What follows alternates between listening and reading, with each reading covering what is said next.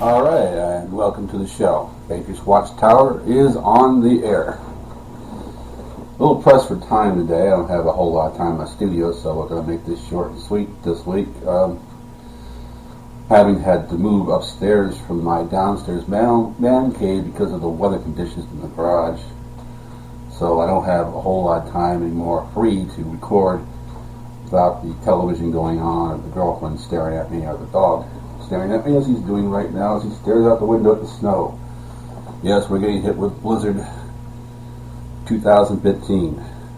Basically, not too bad actually. So, what's in the news this week of interest? Well, I think since this is a Super Bowl show, I should be making some comment about the Super Bowl, and well, you know, something comes up controversial.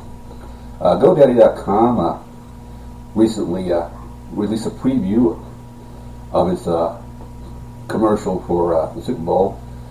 It's a spin-off on the Lost Dog commercial Budweiser did last year with Clydesdale, and basically, long story short, puppy gets lost on the way to the barn, finds his way back to, we presume, to be the owner, and she then says something to the effect of, "Oh, I'm glad you got here. I just sold you on my new website on the internet."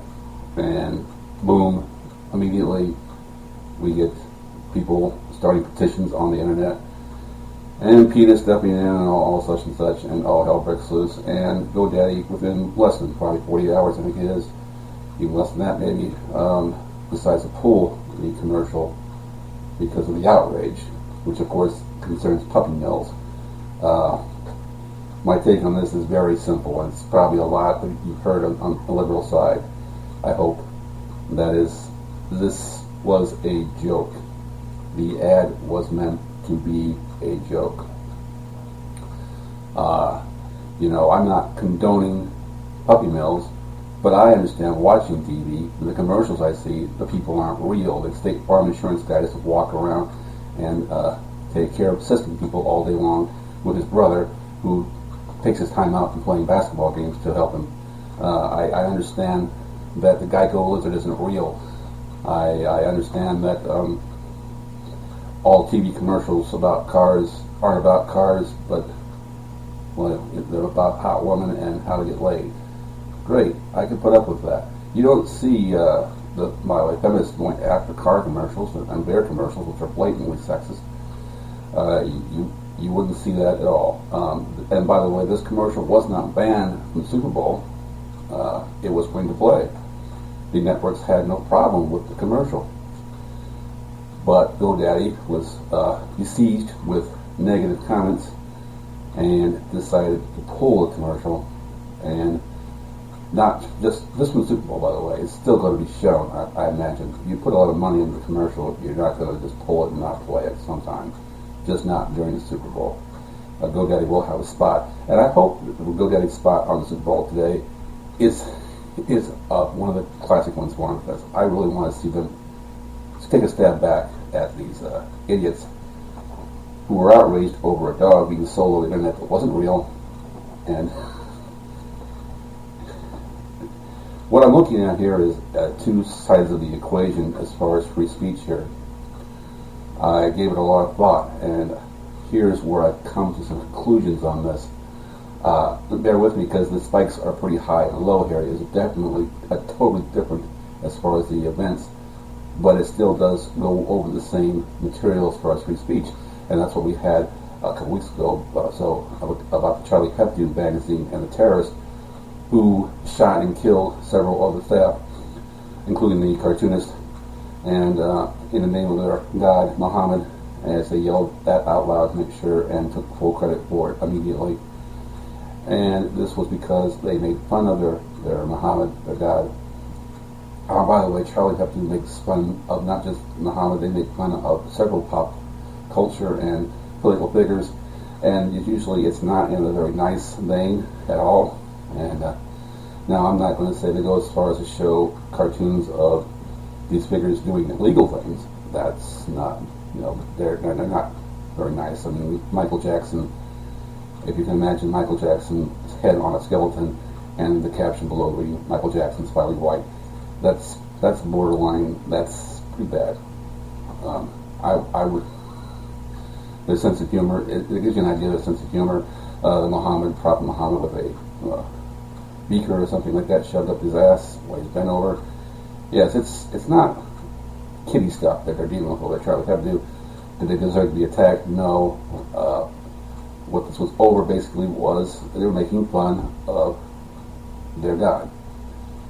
Zip now to less than 3 or 4 days ago, actually, I guess, and we have a company, American company, making fun of another American company by doing a parody of their ad. They're making fun of them. Now, yeah, in the main, a little bit lesser offense, definitely lesser effects that happened. We didn't have PETA going into the offices of GoDaddy shooting all the staff, but we did have the internet being used as a tool to prevent this ad from being shown. In the same vein, which I'm saying, the same vein, free speech, the right to make fun of someone. That's freedom of speech. That's what we have over here. That's what they have over in France. To a lesser extent, there's some more regulatory. There's some things that can't do in France that you can do over here, but for the most part, France and America both have free speech, and here is examples of free speech being stomped on. And as a satirist, political figure, as I like to be on this show, trying to be funny, I at least try to be funny. This is concerning to me because this is in the text of a joke, which now means when we tell jokes, do we have to be concerned about offending people with illegal activities? If I make a joke about drug dealers, if I make a joke about cops and criminals, the criminal side of the equation, am I in the wrong here? Are the people who are the cop association who come after me if I make fun of a cop? It's borderline, and it's getting wider, that borderline. This all started, of course, with the politically correct movement that started, 20 plus years ago, which was a simpleton thing. It wasn't anything major. Basically, it was basically changing the way we said things. Instead of calling someone who's a midget, a dwarf or a midget or such, you call them a little person. Instead of calling someone black or colored, you call them an African American. Those were obvious changes to the language, the culture that needed to be changed. But now it seems like Bill Maher Bill Maher started his career with a show called Politically Incorrect at that time. And Politically Incorrect was a play on words to the atmosphere at the time of being politically correct. And now it's become more even pop culturally correct. That's what I would call it now. It's more not becoming pop culturally correct and political correct as well. And there is a fine line between being pop culturally correct and politically correct and just trying to get a joke across to get your website sold. To get your website sold. They've shown women half naked with their tits pressed against their windshield, and that didn't offend enough to have it pull the ad. This did. A little puppy takes down GoDaddy. Go figure. Anyway, that's my take on that. Where's your killer instinct, son? You gotta get angry. You gotta get mean. That's the only way you can play. Well, I guess I'm not really an angry person.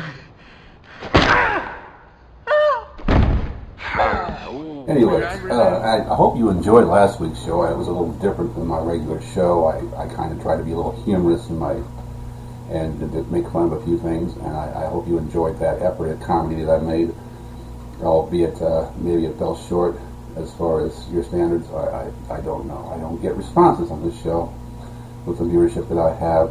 Hopefully, as I get more listeners, I'll get more feedback, and that will improve the show. So if you have a problem with anything I said, or you like what I said, the email address is woodwardken@hotmail.com. WOODWARDKENN@hotmail.com, and give me some feedback. It really be appreciated. Well, that being said, this is the Super Bowl. Kind of an obligation to give a prediction. Comes with the territory here, I guess. And I have brought into the studio my bookie. I trust him immensely.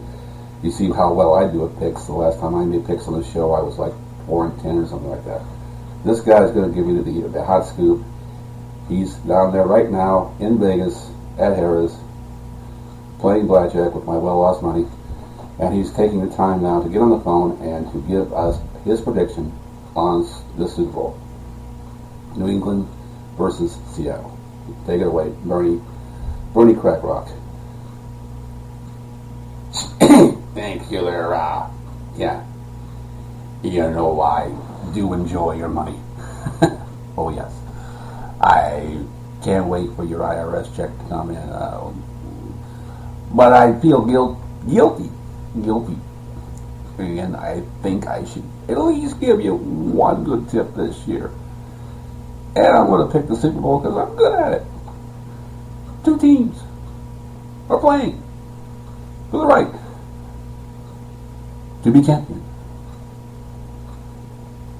And I believe, without a doubt, there will be a winner. And there will be with that a loser. The Seattle Seahawks have this great defense. The New England Patriots have this great offensive line. This encroaches the difficult decision on which is more important to have in the big game. Well, I'm going with that offensive line. Those big motherfuckers are just going to eat up the Seattle defensive line. I predict New England, if you have an over-under on the rushing yards, take the over. Now, I'm not predicting is a high score. No high score. It will be New England 28, Seattle 20. And this will not reflect the domination that we will witness today. So there it is, Ken. I didn't want to bring this up, but I had to bring Butch in here for a second for you. He's got a few words for you. Well, thanks, Butch. I think you know what that means. And this has been Brody Crack. Hi. From the Vegas Strip. Excuse me. I drink. Oh, fuck you. So anyway, that's my show. I'd like to take a moment of silence right now